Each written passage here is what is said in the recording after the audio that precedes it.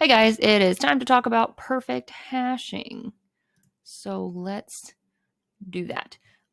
So hashing in general is just another way to do a search. It's sorting things into an array with keys that are associated with the data. It's hard for me to talk tonight. So a hash table uses a hash function to compute its own index in order to find things in the array of buckets or slots. So perfect hashing is when the hashing happens and everything goes to its own spot. There are no collisions. A collision is when there are two items to one index. So if that happens, it ends up getting added to the end of that index. So for example, if we had two things that equaled up to number 1, they would have number 1 and then a link to the next one. So a linked list to the next item that also has an index of 1. I have a sticker in my hair. I have a 3-year-old, y'all. It's an adventure. So it maps those things to distinct elements with no collisions. If there's a collision, it's not perfect.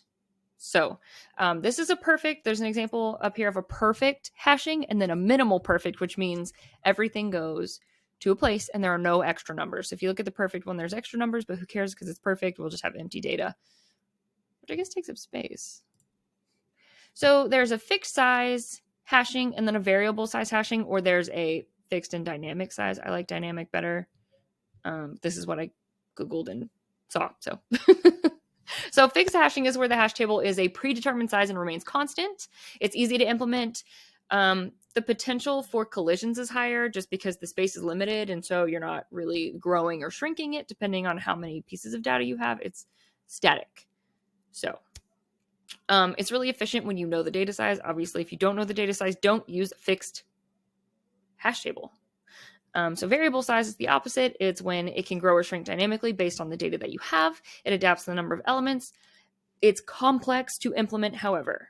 So I feel like there are a lot of downsides to the complex ones, and there are a lot of upsides depending on your needs, really.